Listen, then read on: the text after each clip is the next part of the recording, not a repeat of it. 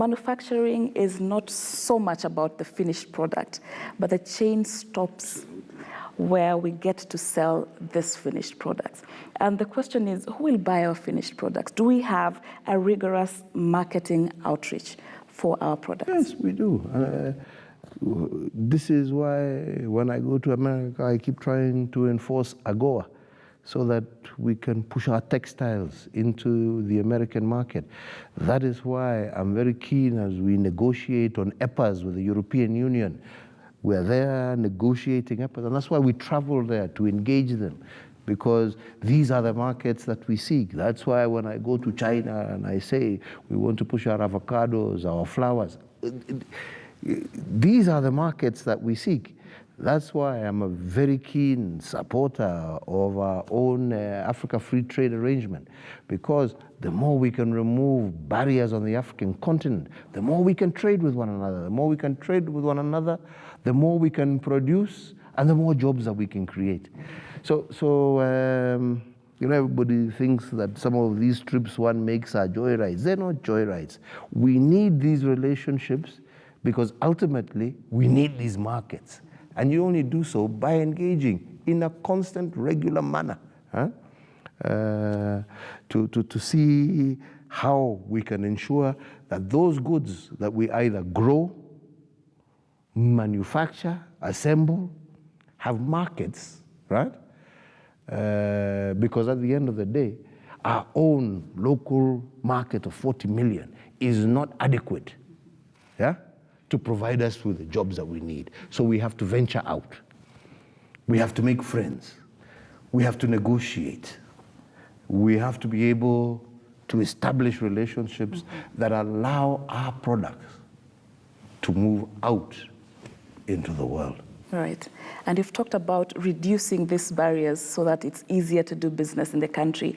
But there are some people who have a feeling that there's little done to make doing business as smooth as possible. For example, clearing of goods at the port of entry. You had to intervene for KRA and KEBS, you know, to release the goods. And no, you've got to remember that, and we have to remove this contradiction. Because the first point was, and you mentioned it actually, you've just kind of forgotten about it, but you mentioned it. The first point is, remember that we said that we had, because of porous borders, because of poor custom regulations, a lot of goods coming in that were resulting in manufacturers feeling, you remember mentioning that. So we had to first of all deal with that. Well, in the process, yes, there were also implications in the sense that there were also genuine traders, or not traders per se, but genuine importers who were bringing in parts who were also affected, and it affected industry. And that's why I believe there was a kind of a commotion, and we went in and we resolved. And we said, as much as we want to control to ensure that we don't have a flood of cheap, below standard goods coming into the country, we also don't want to frustrate genuine business people. Yeah? And that's why recently, even when I went and we looked at the whole situation, we said there must be a balance between controlling what comes into the country to ensure we protect our own local manufacturers, but at the same time not creating inconvenience, right, that makes it difficult for people to do business in Kenya. And that's why, as we looked at the whole scenario, we said, look, there were almost 11 procedures that had been put in place to protect the first part. And we saw that maybe these are too many and too cumbersome. And we reduced them to 4. And we reduced the time, and we said, now, officers from customs and all those 4 agencies that were mandated to look into, we gave them a time frame within which to clear goods. It was no longer unlimited. You know, you have to clear within a specific period of time. So we fix one problem, it generates another problem, but we continue doing it until we get it right. Because the objective is ultimately, let's get it right. Let's make Kenya a place where we encourage, support local manufacturing and local jobs, but at the same time don't inconvenience our ability to bring in intermediate or accessories that are required, right, to support our local manufacturing. And there's some hygienic issues that have either been ignored or taken too long to be addressed. For instance, the road network in industrial area is really in bad shape, and some of it, like Likoni Road and Enterprise Roads. I would like to take a drive with you on a number of roads, that nobody is giving the national government credit for, that are being done in Nairobi, currently as we speak.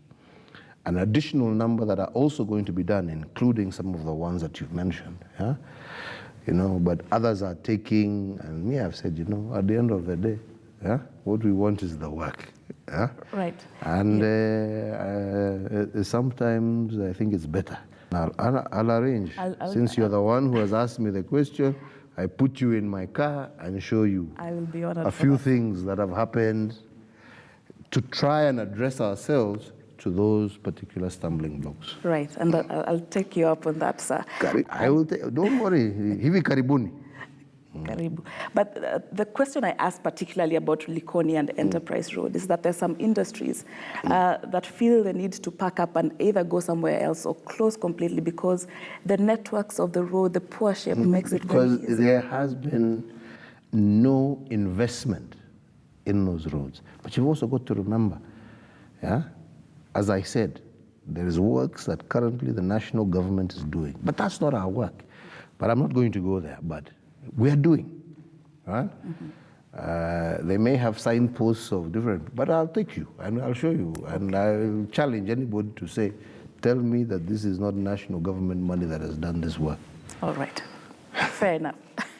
Now, China became the world's workshop by making it very easy to produce goods there.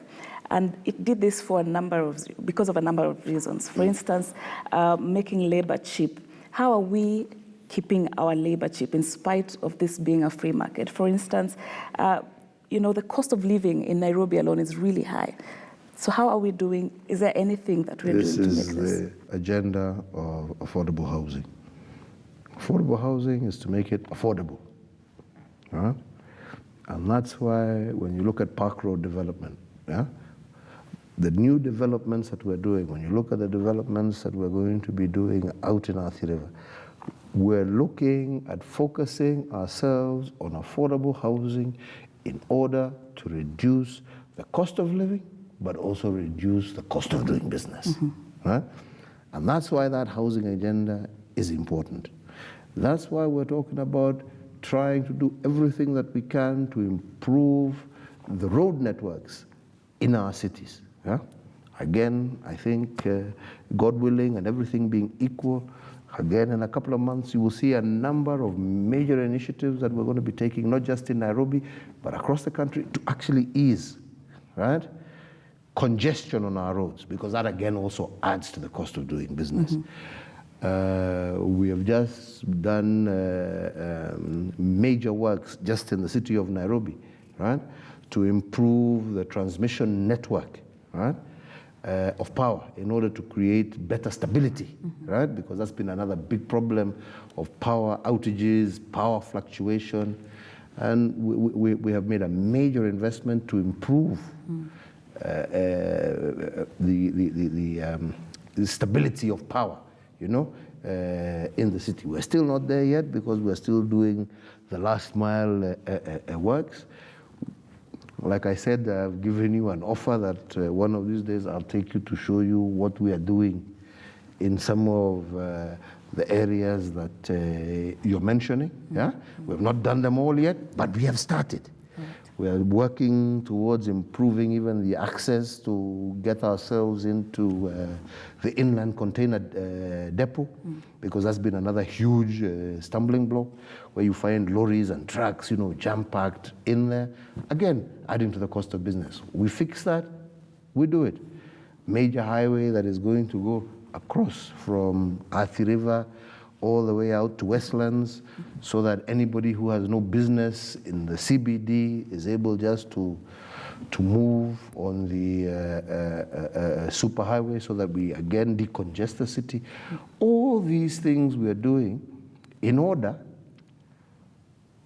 to make it, like I said, make our country, reduce the cost of doing business and reduce the cost of living. Yeah? That's why all these different investments are currently being made. And like I'm saying, some already done, which I can show you. Others not working. We're very usifikirie tumekimya kwa sababu hatujui ni nini tunafanya. Tunajua ile tunafanya. Sawa, sawa. Now, the other thing that China did is to woo investors is giving land for free. Now, buying land in Nairobi costs an arm and a leg, and it always shoots up the cost of investment. How can we possibly address this? That's what we are doing.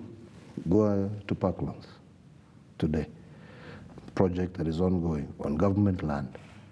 Okay? That ultimately we are identifying all government land, and that's why we're saying we are going, that's why we are reclaiming, yeah, a government land that has been illegally acquired. So all these areas where we are now focused and doing certain developments, it's all on government land. And we have said and put in place a program, yeah, where the old way of just dishing land is gone, right? And ensuring that part of government contribution to affordable housing is making land available and working together, even where we are not directly involved in those particular projects, making infrastructure, water, roads, power available, right? So that ultimately the cost of these projects go down. Mm. All right, and just staying with China as a benchmark, you know, being what is regarded as the world's workshop. The other thing that the communist Why are you making China administration, a benchmark? All right, just looking at the industry and manufacturing, really. What the communist administration has done and made a policy is to spread the prosperity pie across the country. That's what devolution in Kenya is all about. Mm-hmm. And that's why we were in Eldoret the other day, launching Rivertex. That's why I will be in Kisumu very soon, launching the new Kenya Breweries factory. That's why soon we will be in Lamu, launching the new port in Lamu. That's why we've been to Thika, launching the assembly of Peugeot, of ingine gari inaitwa nini, VW, yeah? Who are now assembling in Thika. That's why we have Wrigley's, who have moved and are functioning in Machakos, right? We are devolving development in order to ensure equity and in order to ensure, right, that every single part of our republic, is part and parcel of our progress agenda. I will be shortly in Marsabit launching the 400 kilowatt, one of the largest wind farms on the continent of Africa. We will be in Garissa launching very soon one of the largest solar farms on the African continent. Dada, hizi projects ziko kila pahali.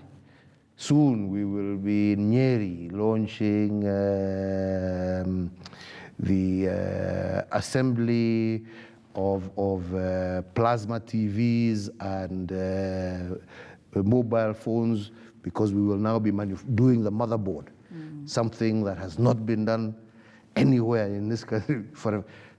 Sasa cake is hii strictly- maendeleo jamani, unajua nyinyi mnaona tu wale wanapiga makelele kule, mnafikiria hiyo kelele ndio maendeleo. Maendeleo ni kukaa kwa ofisi na kufanya kazi, Na iko kila mahali. na iko kila mahali, na tutashika siku moja twende tuwaoneshe nyinyi. Sawa sawa. So now we seem to shortchange ourselves, Mr. President, when we export our products in raw form. These are products that go and then they come back. We have to pay almost double the prices. How can we address this in terms of value addition for most of our products? You see, that's why we're now saying, for example, in West Pokot, yeah, soon there will be there'll be a meat processing factory, right? And what are they doing in West Pokot? Unless we're all working in partnership together, development partners, the county government, and ourselves as the national government. Start processing the meat there. Let them start selling different cuts. This is value addition. Let them start processing that leather. They will then move towards making tanneries for their leather. We want to start moving, and that's why we're saying, for example, one of the big things that we're even doing, even in the Juakali sector, is we have set up a leather processing facility for them right here in town, yeah, communal, right? So that they can start making shoes, they can start making all sorts of different leather products right here. We need to value add. We've made a huge investment here in Gilgil, right, with the military, that is supporting right now approximately 3,000 farmers, right, where now they no longer import all their dry goods, everything, their manufacturing, processing, right here. We're working very hard to see how we get our canning factories going so that, again, add value. By adding value, create jobs. So, jameni, tunajaribu. Sawa sawa. And what will be Kenya's signature product, Mr. President? We have, different countries have different signature products. The Germans have the cars, Americans have Boeings, China is a master of everything. What I will we believe ask? ultimately the signature product that Kenya will have, and that's my dream, is the Kenyan brain. And that's why we're focusing ourselves on education, focusing ourselves on IT. The biggest asset that I wish to develop, and I believe Kenya has, is our human capital. And our human capital is not limited just to making cars and to farming but that human capital has the capacity, yeah, to venture, develop, and be the best in almost every field. How we do that? We focus ourselves and we create an enabling environment that allows every single Kenyan to be the best that they can be. So for me, I am not looking at a particular sector. I am basically looking at seeing how can I lay a foundation in Kenya that allows us to exploit that asset, which is the greatest asset which we have, which is our people. Hapo ndipo niko. Whether they then venture into making cars, whether they go and venture into becoming the best movie producers, the best interviewers, the best fashion designers, hiyo ni yao. But focus on ensuring that we create that environment for them. Fantastic. And lastly, Mr. President, for the manufacturing sector in the country, what is your vision for this, even beyond the remaining years in your tenure, your vision for the manufacturing sector in the country? For me, like I said, with the human skill that we have, if we can just create that enabling environment, increase our capacity to generate power, continue to improve our infrastructure, continue to improve our ICT and fiber network, continue to entrench devolution, that encourages development, that is not focused in one area, but across the country. My vision, my hope, is that this Agenda 2030 that we have, I truly believe we can achieve it well before, so long as we remain focused, so long as we remain united, so long as we remain cohesive and inclusive in what we do, and so long as we create an environment where we are able to talk to one another, to discuss, to debate, and to deliberate. So, like I'm saying, if I can help create that cohesive society, if I can help and work together to eliminate corruption, I believe Kenya can be a first world country within the next 10 years. And I pray that in office or out, that I will see that day. Thank you. Thank you very much, sir. Thank you for making